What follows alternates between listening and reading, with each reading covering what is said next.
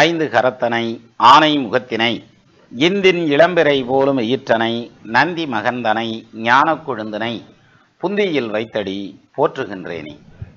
வணக்கம். நம்ம ஜோதிட சொந்தங்கள் எல்லாருக்கும் வணக்கம். ரெண்டாவது மேரேஜ், ரெண்டாவது கல்யாணம் அப்படிங்கிறது சில பேருக்கு தவிர்க்க முடியாத விஷயம். அதாவது மேற்கொண்டு அந்த ரிலேஷன்ஷிப்பில் இருக்கவே முடியாது அப்படிங்கிற மாதிரியான ஒரு கடுமையான ஒரு உறவு பந்தம் ஏற்பட்டு அவங்க பிரியணும் அப்படிங்கிற மாதிரியான ஒரு பாயிண்ட் வந்துடும். அப்போ பிரிஞ்சிருவாங்க.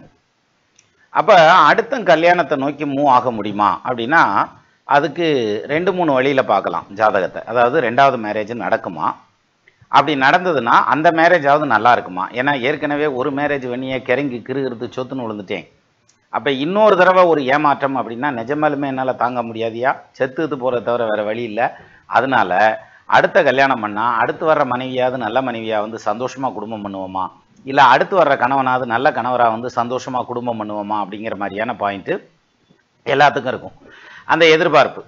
இதில் இன்னொரு சங்கடமான விஷயம் என்ன அப்படின்னாக்க, சரி அப்படித்தான் ஜாதகத்தை பார்த்து கூட ஏதாவது இந்த ரெண்டாவது கல்யாணம் பண்ணலாமா அப்படின்னாக்க இந்த பிள்ளைங்களோ அல்லது பசங்களாவே சொல்லுவாங்க, இந்த கல்யாணமே ஜாதகத்தை பார்த்து பூரா பொறுத்து இருக்குன்னு தானே வந்தேன், அப்புறம் என்ன அப்புறம் மறுபடியும் போய் ஜாதகத்தை பார்க்கணும், சும்மா மனசு ஒத்து இருந்தால் போதும் அப்படின்ற மாதிரியான பாயிண்டில் இவங்க கல்யாணத்தை நோக்கி போகிறதுங்கிறதும் சிலருக்கு உண்டு. அப்போ பெற்றவங்களுக்கு கொஞ்சம் வைப்ரேஷனாக இருக்கும், எப்படி இருப்பாங்களா என்னமோன்னு. அப்போ இது எப்படி எடுத்துக்கிறது அப்படின்னாக்க அந்த கல்யாணம் ஏன் ஃபெயிலர் ஆகுது அப்படிங்கிறதுக்கான பல காரணங்கள் உண்டு. அதை நம்ம நிறைய பார்த்துருக்கோம், நம்ம சேனல்லையே இருக்குது. அதாவது இந்த கல்யாணம் பண்ணி டிவோர்ஸ்னு போகிறதுங்கிறத தவிர்க்க முடியுமானா தவிர்க்கவே முடியாது. நான் இந்த பொண்ணை கட்டினதுனால தான் கல்யாணம் டைவர்ஸ் ஆச்சுன்னோ அல்லது இந்த பையனை கல்யாணம் பண்ணதுனால தான் எனக்கு குடும்ப வாழ்க்கை பிரிவினையை நோக்கி போச்சுன்னோ சொல்கிறதுக்கு வாய்ப்பே இல்லை. 2 பேருடைய ஜாதகத்துலேயும் அந்த அமைப்பு இருந்தால் தான் அது நடக்கும், இல்லை நடக்காது. சரி, அது ஒரு பக்கம் இருக்கட்டும், அதை அப்படியே விட்டுருவோம். First marriage. இப்போ செகண்ட் மேரேஜுக்கு வருவோம். ஒரு வழியாக கல்யாணம் ஆச்சு, டைவர்ஸ் ஆச்சு, தனியாக வந்துட்டாங்க, இப்போ தனித்தனியாக இருக்காங்க. அப்போ அடுத்த மேரேஜை நோக்கி போகிறதுக்கான அமைப்பு இருக்கா அப்படின்னா அதை 2-3 வழியில் பார்க்கலாம். அதில் ஒரு வழி எப்படின்னா அந்த lord of 11th house and 11th 11வது வீடும் 11ஆம் இடத்து அதிபதியும் எப்படி இருக்காங்கங்கிறத வச்சு அடுத்த கல்யாணம் எப்படி போகும் அப்படிங்கிறத கணிக்கலாம். இன்னும் ஒரு சில விஷயங்கள், ஏன்னா நிறைய பேராமீட்டர்ஸ் இருக்குது இதில், அதில் இன்னொரு விஷயத்தையும் நம்ம பார்க்கலாம். சரியா? அதை சும்மா பார்க்காம எடுத்துக்காட்டோட பார்ப்போம். ஏன்னா நம்ம சேனலில் நேற்று லைவில் ஒரு சகோதரி கொடுத்துருக்காங்க. அதாவது என்ன கொடுத்துருந்தாங்கன்னா 8/4/1984 10:40 PM சென்னையில் பிறந்தது அப்படின்னு சொல்லி கொடுத்துருந்தாங்க. மிதுனம், திருவாதிரை. எப்போ எனக்கு செகண்ட் மேரேஜ் ஆகும்? Already I have son in first marriage. Now when will get second baby அப்படின்னு ஒரு வார்த்தை கொடுத்துருந்தாங்க. அதாவது ரெண்டாவது கல்யாணம் எப்போ நடக்கும், அடுத்த குழந்தை எப்போ கிடைக்கும், நான் இப்போ ஒரு பையன் இருக்கான் ஃபர்ஸ்ட் மேரேஜில் அப்படின்ற மாதிரியான பாயிண்டில் அந்த சகோதரி தன்னோட பேரையும் கொடுத்துருந்தாங்க. லைவ் கமெண்ட்டில் வந்துருந்துச்சு, ப்ளஸ் இதில் கமெண்ட்லேயும் இருந்தது. சரி, இப்போது இந்த ஜாதகத்தை நம்ம ஒரு எடுத்துக்காட்டுக்கு வச்சுக்கிடுவோம். இருங்க, அந்த ஜாதகத்தை பார்ப்போம் ஃபஸ்ட்டு. அதாவது திருவாதிரை நட்சத்திரம் 4ஆம் பாதம், மிதுன ராசி, விருச்சக லக்னம், அதாவது 8/4/1984 10:40 PM பிறந்தது சென்னை அப்படின்னு சொல்லி கொடுத்துட்டாங்க. இப்போ இந்த ஜாதகத்தை பொறுத்த வரைக்கும் நம்ம எப்படி எடுத்துக்கிறோம்? ரெண்டாவது கல்யாணம் அப்படின்னு எடுத்துட்டா 11ஆம் இடம் அப்படிங்கிறோம். இந்த 11ஆம் இடத்த அதிபதி ஸ்ட்ராங்காக இருந்தால் அல்லது 11ஆம் இடம் ஸ்ட்ராங்காக இருந்தால் அடுத்த கல்யாணம் ரீமேரேஜ் அப்படிங்கிற மாதிரியான பாயிண்ட்டை நோக்கி போகலாம் அப்படின்னு இருக்கு. இங்கே லக்னத்துக்கு 11ஆம் இடத்தை யார் பார்க்குறா? சூரியன் சுக்கிரன் பார்க்குறாங்க. அது ஒன்றும் பிரச்சனை இல்லை. சரி, 11ஆம் இடத்ததிபதி எங்கே உட்காந்துருக்கார்? லக்னத்துக்கு 6ஆம் இடத்துக்கு போயிட்டார். சார், அப்போ 11க்கு அதிபதி மறைஞ்சு போனாரே, அப்போ இந்த ஜாதகத்துக்கு இன்னொரு கல்யாணம் பண்ணால் பிரச்சனை ஆகிறாதா அப்படின்னாக்கா ஆகாது. இன்னொரு கல்யாணம் நடக்குமாங்கிற கேள்விக்கு நடக்கும்.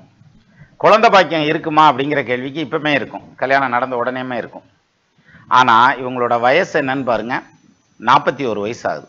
ஆனால் இன்னொரு குழந்தை இருக்கான்னு கேட்குறாங்க. இருக்கு. சரி, இதை எப்படி இங்கே ரிவீல் பண்ண போகிறோம் அப்படிங்கிறது தான் இதில் பார்க்குறோம். அதாவது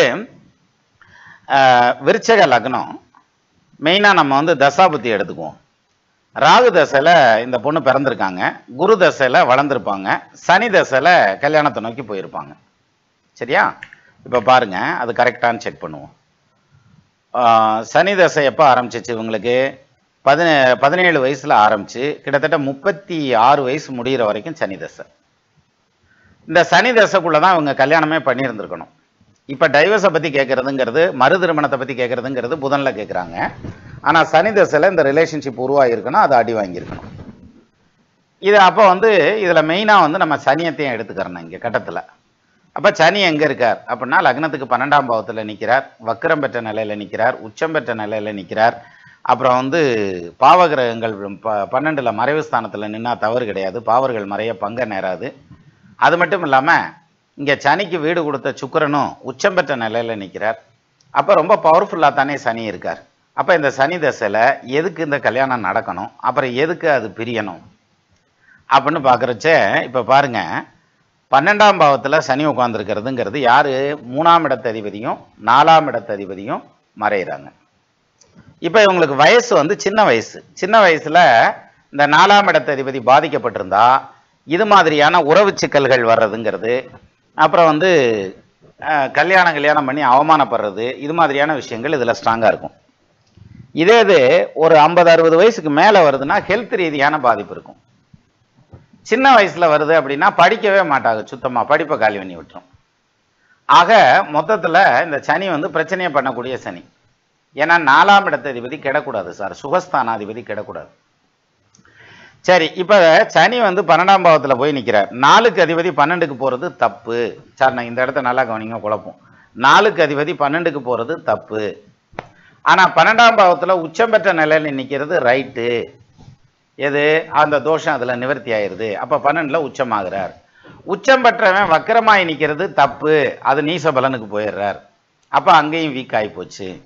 சரி, அப்போ நீச பலனுக்கு போன அந்த சனி வந்து 12ஆம் பாவத்தில் நிற்கிறது அப்படிங்கிறது பஞ்சாயத்தை கொடுக்கக்கூடிய அமைப்பு தானே. சரி, இப்போ பாருங்க, இந்த 12ல் நிற்கிற சனி வந்து நீச பலனில் நிற்கிறார். அவருக்கு வீடு கொடுத்தவன் உச்சம். அப்போ நீச்ச பங்க ராஜயோகம் வேலை செய்யாதா? வேலை செய்யும். சரி, அந்த சனிக்கு கால் கொடுத்தவர் குரு. அந்த குரு எங்கே இருக்காரு? அவர் ஆட்சி. அப்போ யோகமாக இருக்கும். ஆனால் தனிச்ச குரு அப்போ தோஷமாக இருக்கும். சார் கவனிங்க, ஒரு பாயிண்ட்டு நம்ம படித்த பாயிண்ட் தான், நமக்கு தெரிஞ்ச பாயிண்ட் தான். ஆனால் இத்தனை பேராமீட்டர்ஸ் இங்கே ஒர்க் பண்ணுது. அப்போ இதில் எது அங்கே வேலை செய்யும் அப்படிங்கிறதான் பாயிண்ட்டு. சரியா? இப்போ பாருங்க, இந்த ஜாதகத்தையே எடுத்துக்கிடுவோம். இதில் வந்து அந்த சனி வந்து கண்ணாப்புன்னா அடி வாங்கி நிற்கிறார், இவ்வளோ பஞ்சாயத்தில் நிற்கிறார். இப்போ கடைசியாக சனியினுடைய இன்ஃப்ளூயன்ஸ் மாறி மாறி மேலே கீழே போயிட்டு வர்றதுங்கிறதுனால இது நெகட்டிவ் இம்பேக்டை கொடுக்கறதுக்கான வலுவான அமைப்பு உண்டு. அப்போ சனி வந்து நெகட்டிவாக கொடுப்பார், எது? பிரிவினையை கொடுப்பார். அப்புறம் என்னத்துக்கு கல்யாணம் பண்ணி வைக்கணும்? அப்படி ஒரு பாயிண்ட் இருக்குல்ல. அதான் பிரிவினையாக வரப்போகுது, பேசாமல் இருந்துட்டு போக வேண்டியதானே, கல்யாணத்தினத்துக்கு பண்ணி வைக்கணும். அப்படின்னா இந்த உச்சம் பெற்ற நிலையில் நிற்கிறார், அவருக்கு சனிக்கு வீடு கொடுத்தவர் உச்சம் பெற்ற நிலையில் நிற்கிறார், சனிக்கு கால் கொடுத்தவர் ஆட்சி பெற்ற நிலையில் நிற்கிறார். அப்படின்னா சனி வலுவத்தே நிற்கிறார். அப்போ கல்யாணத்தை பண்ணி வச்சிருவார். ஆனால் அவர் வக்கரமான நிலையில் நீச பலம்லாம் உள்ளே வர்றதுங்கிறதுனால பிச்சை எறிஞ்சிட்டு போயிடுவார். 2ஆம் இடத்துல தனிச்ச குரு நிற்கிறாரு. அந்தணன் தனித்து நிற்கில் அபகீர்த்தி மெத்த உண்டு, அந்தணன் தனித்து நிற்கில் அவதிகள் மெத்த உண்டு, அங்கேயும் பிரிச்சிருவார். அப்போ 2ஆம் இடம் காலி. இப்போ பாருங்க, குரு பார்த்தால் கோடி குற்றம் நீங்கும் இல்லையா? இப்போ பாருங்க, குரு எங்கெல்லாம் பார்க்குறாரு? 5ஆம் பார்வையா லக்னத்துக்கு 6ஆம் இடத்தை பார்க்குறாரு. 6ஆம் இடம்ங்கிறது எதிரிகள் ஸ்தானம். அப்போ எதிரியே இல்லாத ஒரு நிலை வேணும். புருஷனே எதிரி ஆயிட்டானே, ரைட்டா? அதுவும் கோர்ட் வரைக்கும் கொண்டு போயிருக்குதுல்ல, டைவர்ஸ் கோர்ட்டுக்கு போய் தானே வாங்கியிருப்பாங்க. அப்போ எதிர்ப்புகளை மிகப்பெரிய அளவில் சந்திக்க வேண்டிய, அதாவது கோர்ட்டு படி ஏற வேண்டிய அளவில் கொண்டு போய் விட்டுருக்கிறார். 6ஆம் இடத்தை குருவாக்குறது. சரி, 8ஆம் இடத்தை குருவாக்குறாரா? 7ஆம் பருவியா? ஆமையா பார்க்குறாரியா? அது மாங்கல்யத்தை பிடிங்கிட்டு விட்டார்ல. மாங்கல்யம் ஏறின மாங்கல்யம் இறங்கி போச்சுல, டைவர்ஸ் வாங்கின கட்டின மாங்கல்யத்தை குருன்னு வாங்கிட்டு போயிருப்பாங்கல்ல. சரி, அப்போ 8ஆம் இடம் மாங்கல்ய ஸ்தானத்தையும் குருதியம் பார்க்குறாரு. 10ஆம் இடத்தையும் லக்னத்துக்கு 10ஆம் இடத்தையும் குருவாக்குறாரு. தொழில் ஸ்தானத்தை பார்க்குறாரு. தொழில் இந்த பிள்ளை பண்ணியிருக்காரு, வேலைக்கு தான் போனோம். அப்போ இப்போ பாருங்க, இந்த காம்பினேஷன் வந்து ஒரு குரு பார்வை யோகம் செய்யும்ன்றாங்க, இல்லை குரு பார்வை தோஷம் செய்யும்ன்றதுக்கு இதெல்லாம் உதாரணம். சரி, அது இருக்கட்டும். இப்போ இந்த சனி தசை முடிஞ்சு வச்சு, அதுக்கப்புறம் வர்றது என்ன தசை வருது? புதன் தசை வருது. இந்த புதன் தசையில் தான் இந்த பிள்ளை என்ன கேள்வி கேட்குது? அடுத்த கல்யாணம் நடக்குமா அப்படின்னு. புதன் தசையில் இப்போ சுக்கிர ஊற்றி போயிட்டு இருக்கப்பா. புதன் 11க்கு அதிபதி 6ஆம் பாவத்தில் போய் மறைஞ்சு வர்றாரு. அப்போ 11க்கு அதிபதி மறைஞ்சு போனால் மறுதாரம் இல்லையா அப்படின்னாக்கா அப்படி எடுத்துக்க முடியாது. இந்த பாயிண்ட்ல இல்லைன்னு வேணா சொல்லலாமே தவிர, ஆனால் அது உண்மை கிடையாது. அவர் வந்து உட்கார்ந்துருக்கிறது அஸ்வினி நட்சத்திரம், கேது சாரம் வாங்கி நிற்கிறார். கேது லக்னகேந்திரத்தில் இருக்கிறார். ஆட்சி பெற்ற செவ்வாயோட நிற்கிறார், வக்கரம் பெற்ற செவ்வாயோட நிற்கிறார். ஆட்சி பெற்ற வக்கரம் பெற்ற கிரகங்கள் ராகு கேதுவோட சேர்ந்தா யோகத்தை செய்யுங்கிற மாதிரியான அமைப்பு. அப்போ பெரிய யோகத்தை செய்யும். ஸோ இங்கே புதன் ஸ்ட்ராங்காக போய் 6ஆம் இடத்துல நிற்கிறது அதுக்கு பெருசாக மறைவு கிடையாது. அதை விட ஒரு முக்கியமான ரீசன் இருக்கு. 12ஆம் பாவாதிபதி உச்சம் பெற்று 5ஆம் இடத்துல நிற்கிறார்.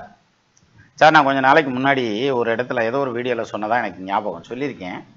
அதாவது 5ஆம் இடத்த அதிபதி அல்லது 5ஆம் இடம் இது ஏதாவது ஒன்று பாதிக்கப்பட்டு திசையோ புத்தியோ நடத்தினா மேரேஜுக்கு அப்புறம் அந்த டைம் வந்தாலும் கல்யாணத்துக்கு அப்புறமும் லவ் வர்றதுக்கான அமைப்பு, ஒரு கிரேஸ் வர்றதுக்கான அமைப்பு, எதிர்பாலினத்தின் மேலே ஒரு சாஃப்ட் கார்னர் வர்றதுக்கான அமைப்பு, அதை லவ்னு சொல்லலாம், ஃப்ரெண்ட்ஷிப்னு சொல்லலாம். சிலர் எக்ஸ்ட்ரீம் லெவல் வரைக்கும் போய் ரிலேஷன்ஷிப் வரைக்கும் கொண்டு போய் கூட விட்டுரும் சிலர். சரியா? அப்போ 5ஆம் இடம்ங்கிறது ஒழுக்க குறைபாடை ஏற்படுத்தக்கூடிய இடம். என்னையா 5ஆம் இடம் பூர்வ புண்ணியம்ன்றீங்க அப்படின்னாக்க பூர்வ புண்ணியமும் இருக்கு. அதில் கரண்ட்டுப்பா, கரண்ட் வந்து வீட்டில் பாத்ரூம் வரைக்கும் கொண்டு போகிறோம், கிச்சன் வரைக்கும் கொண்டு எல்லா பக்கமும் கொண்டு போகிறோம். ஆனால் ரொம்ப பாதுகாப்பாக கொண்டு போகணும். அதான் 5ஆம் இடம். சரி, இப்போ இந்த 5ஆம் இடத்துல அல்லது 5ஆம் இடத்த அதிபதி அல்லது 5ஆம் இடம் பாதிக்கப்பட்டு திசை நடத்தினால் அவங்களுடைய ஒழுக்க குறைபாடு வரும்.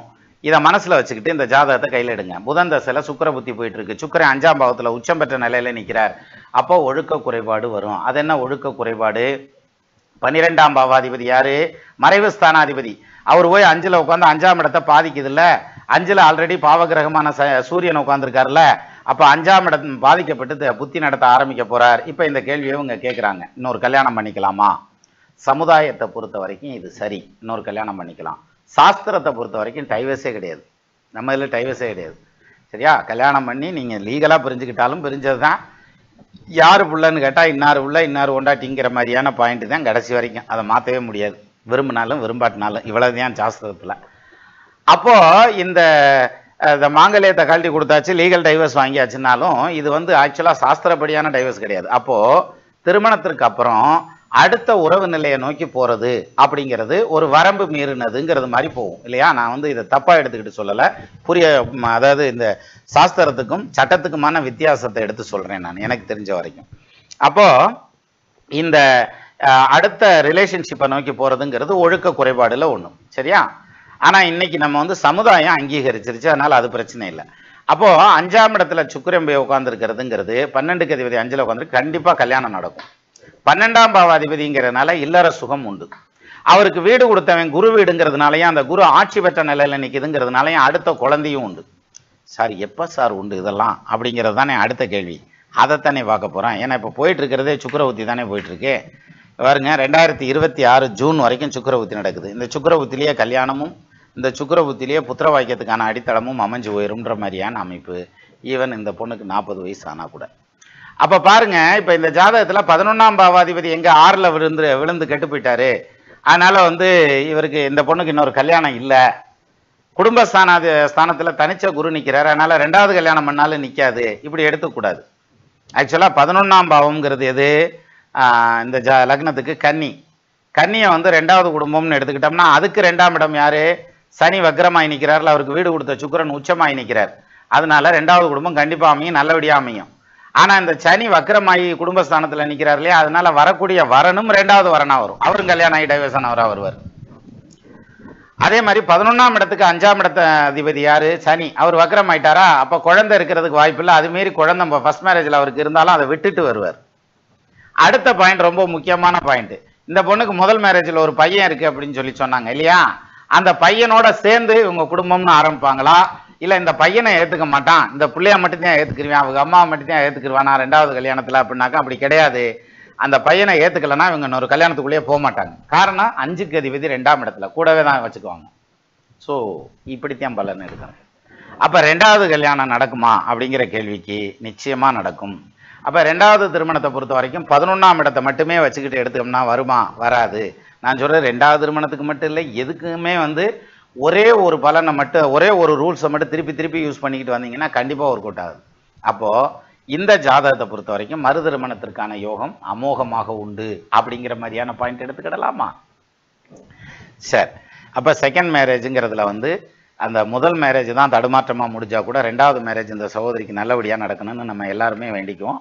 நெல்லுக்கு இறைத்த நீர் வாய்க்கால் வழியோடி புல்லுக்கும் புசியுமாம் தொல்லுலகில் நல்லார் ஒருவர் உளரையில் அவர் உருட்டு எல்லோருக்கும் பெய்யும் மழை அப்படின்னு எடுத்துக்கலாம். நமது நண்பர்கள் ஆள் போல் தழைதழைத்து அருகது போல் வேரூன்றி மூங்கில் போல் கிளை கிளைத்து முதியாமல் வாழ்ந்திருக்க வாழ்கவென வாழ்த்தி அமைகிறேன். வணக்கம்.